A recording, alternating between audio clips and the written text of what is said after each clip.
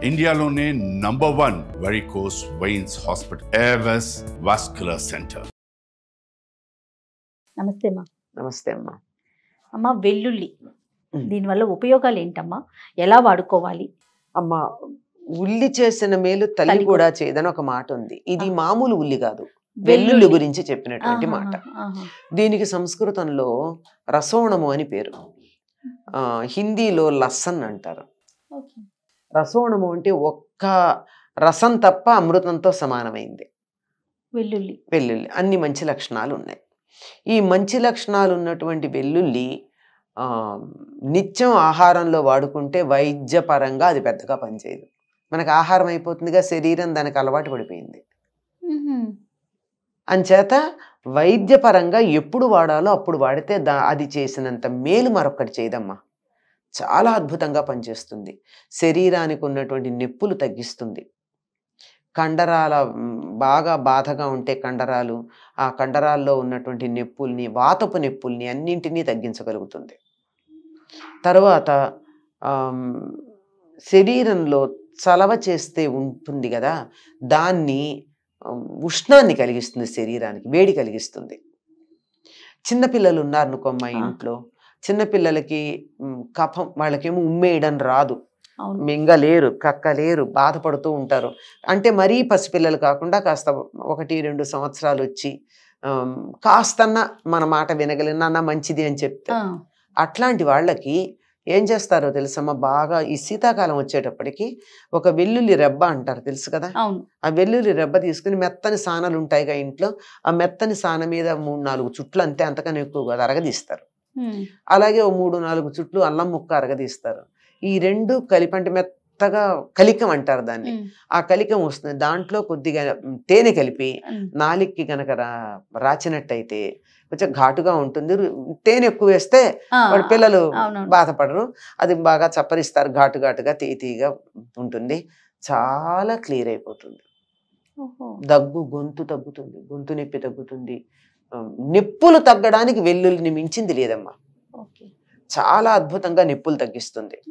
అది గొంతు నొప్పి అయితే ఇట్లా చిన్నపిల్లలకి. పెద్దవాళ్ళకి అంత అవసరం లేదనుకోండి, వాళ్ళ మార్గాలు వాళ్ళకున్న. చిన్నపిల్లల కోసం ఈ తేనె వేస్ట్ చేసేది మనకు అది సరిపోదు. పెద్దవాళ్ళు అయ్యేటప్పటికి ఇంకొంచెం దానికి డోస్ పెంచాల్సి ఉంటుంది. అంత ఉపయోగకరంగా ఉంటుంది. ఇంకా దీనికి ఉన్న లక్షణం ఏమిటంటే, అమృతంతో సమానం అని చెప్పాం కదా. ఆ అమృతం ఏమిటి అంటే పాలు. పాలతో కలిపి గనక వెల్లుల్లిని మనం ఉడకపెట్టినట్టయితే అది పూర్తిగా అమృతంలాగా ఉంటుంది. దాంట్లో ఉన్నటువంటి ఆ వాసన పోతుంది, వెల్లుల్లి వాసన పోతుంది. చక్కగా ఒక 5-6 వెల్లుల్లి గర్భాలు తీసుకుని దాన్ని ఇన్ని పాలల్లో ఉడకబెడితే చక్కగా హల్వా లాగా తయారైపోతుంది. కొంచెంసేపటికి కొంచెం ఎక్కువ పాలే తీసుకోవాలి, ఉడికేటప్పటికి ఇంకిపోతాయి కదా. దాంట్లో కొద్దిగా చక్కెర వేసుకుని తినేస్తే 2 పిల్లలకు పాలు ఇవ్వచ్చు, బాలింతరాలు. అంత అద్భుతంగా బాలింతరాలకి పాలు ఎందుకు తగ్గుతాయి? వాతం వల్ల. ఆ వాతాన్ని హరిస్తుంది వెల్లుల్లి, అద్భుతంగా పనిచేస్తుంది. పాలు మాకు ఎక్కువ లేవు అన్న వాళ్ళకి ఇది అసలంటూ ఉంటే, కొంతమందికి అసలు ఉండవు, గ్లాండ్సే పనిచేయవు, అవి గనక పనిచేస్తూ ఉంటే మాత్రం ఇది చాలా అద్భుతంగా పనిచేస్తుంది వెల్లుల్లి. అందుకే బాలింతలకి ఇలా పెడితే పెడతారు, లేకపోతే కనీసం వాళ్ళకి పెట్టేటటువంటి ఆహారంలో వెల్లుల్లిని కలిపి పెడతారు. ఎక్కువగా వెల్లుల్లిని తప్పనిసరిగా వెల్లుల్లి కలిపి పెడతారు. ఇంకా దాన్ని కలపడానికి ఒక చిత్రమైన పద్ధతి ఏమిటంటే, అమ్మాయికి 21వ రోజున ఏదో మళ్ళీ పురుడు అది అయిపోయింది అన్నప్పుడు ఆ వెల్లుల్లి గడ్డ ఉంటుంది కదా, పాయ, ఆ మొత్తం అంతా పమిటి కొంగులో కడతారు కదా. ఎందుకంటే అది అందుబాటులో ఉంటే మంచిది కదా, అందుకు, అంతకన్నా ఇంకేం లేదు. అందుబాటులో ఉండడానికి చేసినటువంటి ఏర్పాటు అనమాట.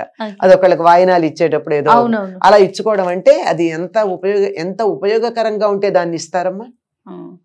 అయితే నిత్యం ఆహారంలో తిన్నామనుకోండి పెద్ద ఉపయోగపడదు. ఎప్పుడైనా ఇప్పుడు మందులు ఉన్నాయి, కొంతమంది మందులు విపరీతంగా వేసేసుకుంటూ ఉంటారు. వాళ్ళ సొంతంగా. అట్లాంటి వాళ్ళకి ఏదన్నా ఇబ్బంది వచ్చినప్పుడు మందు వేస్తే వెంటనే పనిచేయదు, 3ో 4ో టాబ్లెట్లు వేయాలి. ఎప్పుడు మందు వేసుకునే వాళ్ళకి అర టాబ్లెట్ సరిపోతుంది. కనుక దీన్ని మందులాగా వాడేటటువంటి వాళ్ళకి, అంటే మందులాగా అంటే మిగిలినప్పుడు వాడద్దని కాదు, నిత్యం అల్లం వెల్లుల్లి కలిపి వేసేసుకోవడం అని కాకుండా కొన్ని రకాలైనటువంటి వంటల్లో దాన్ని వాడాలని చెప్తారు. అవి వాడితేనే ఆ వంటలకు కొంచెం విలువ ఉంటుంది, అవి బ్యాలెన్స్ చేస్తాయి దాంట్లో ఉండే దుర్గుణాన్ని. అంతే తప్ప అన్నింటిలోనూ గనక వేసినట్టయితే అంత ఉపయోగం ఉండదు, అస్సలు లేకుండా పోదు. కనుక ఇంత ఉపయోగకరంగా ఉంటుందమ్మా. తర్వాత ఈ వెల్లుల్లికున్న లక్షణం ఏమిటంటే రక్తాన్ని పరచగలదు. అందుకని కొలెస్ట్రాల్ అది ఉన్నవాళ్ళు తప్పనిసరిగా వెల్లుల్లి, పచ్చి వెల్లుల్లి తినమంటారు. అది కూడా పరగడుపున పచ్చి వెల్లుల్లిపై చక్కగా కసా నవి తినమంటారు. ఇబ్బందే వాళ్ళకి, పక్క వాళ్ళకి కూడా ఇబ్బంది. అందుకని ఇంకా కొంతమంది ఏం చేస్తారంటే వెన్నలో దాన్ని పెట్టుకుని మింగుతారు. కానీ మింగితే అది నవలబడదు కదా పూర్తిగా, అది అవడానికి కొంచెం సమయమే పడుతుంది. దానికన్నా ఇంకొక మార్గం కూడా చెప్తారమ్మా. 4-5 వెల్లుల్లి గర్భాలు తీసుకుని అన్నం ఉడుకుతూ ఉన్నప్పుడు అన్నం అంతా ఉడికిపోయిన తర్వాత దాన్ని పక్కన పెడితే ఆ పార్ట్ వరకు వాళ్ళకి తీసి పెట్టేస్తే ఆ వేడికి అది ఉడుకుతుంది. అది నవిలి మింగాలి, నవలకపోతే లాభం లేదు, నమలాల్సిందే. నవిలితేనే ఉపయోగపడతాయి. ఇది టాబ్లెటా లోపలికి వెళ్ళా కరగడానికి? కరగదు కదా. ఇది మనం నవిలితేనే పీచు లోపలికి పెడుతుంది. అట్లా తినేటటువంటి వాళ్ళు కొలెస్ట్రాల్ పోవాలంటే ఇట్లా చేసేవాళ్ళు ఉన్నారు. ఇప్పటికీ చాలా మంది చాలా ప్రాంతాలు మీకు కనపడతారమ్మా, పొద్దున్నే వెల్లుల్లి గర్భం తినేవాళ్ళు. అంటే కొలెస్ట్రాల్ ఉంది అని చెప్తే వాళ్ళకి తగ్గుతుంది అని చెప్తారు. ఇట్లా అనేక రకాలైనటువంటి ప్రయోజనాలు ఉన్నాయమ్మా. ఏది కూడా సృష్టిలో ఉన్న ఏ వస్తువు నిరుపయోగం కాదు. ఔషధం కానటువంటి మొక్క గాని, మంత్రం కాని అక్షరం కానీ లేదని చెప్పి మనకు ఒక మాట ఉంది ఆయుర్వేదంలో. నాస్తి అన్నారు, లేనే లేదు. ఏదో ఒక ఉపయోగం ఉంటుంది, ఒకదానికి కాకపోతే ఒకటి ఉపయోగం ఉంటుంది. మనం తెలుసుకోవాలంటే దాన్ని దుర్వినియోగం చేయకుండా, మంచిదన్నారు కదా అని రోజు 10 ఉల్లిపాయలు తింటే ఏమవుతుందమ్మా? పచ్చి ఉల్లిపాయలు ఒకేసారి నాకు చాలా రక్తం పలచబడాలి, రక్తనాళాలు బాగా వెడల్పయ్యి రక్త ప్రసరణ బాగుండి కొలెస్ట్రాల్ తగ్గాలి అని ఇన్నేసి వెల్లుల్లి గర్భాలు తినేస్తే ఏమవుతుంది? ప్రయోజనం పెద్ద ఏమి ఉండదు. మరీ ఎక్కువ తింటే వేడి చేసే ప్రమాదం కూడా ఉంది. అందువల్ల వాతావరణం చాలా గొప్పది. ఏంటంటే వాతాన్ని పోగొడుతుంది, నొప్పులు తగ్గిస్తుంది, చాలా తొందరగా హీల్ అవుతాయమ్మా. ఈ డెలివరీ తర్వాత కుట్లు అవన్నీ ఉంటాయి కదా, పైకి కనపడతాయి కుట్లు, కానీ లోపల గర్భాశయం ఎంత పచ్చిగా ఉంటుంది. ఆ పచ్చిగా ఉన్నటువంటిది అది నార్మల్ స్టేట్కి రావడానికి తిన్న వెల్లుల్లిపై చాలా సహకరిస్తుంది. అంతేకాకుండా చెట్లకి చీడ పురుగులు పట్టాయి అనుకోండి, ఈ వెల్లుల్లి గర్భాలను చక్కగా దంచేసి నీళ్లల్లో కలిపి వాటికి కొడితే కూడా కొన్ని రకాల చీడ పురుగులు పోతాయి. అంత ప్రయోజనకారైనటువంటిది. ఎందుకంటే దాని నుంచి సల్ఫర్ బాగా వస్తూ ఉంటుంది.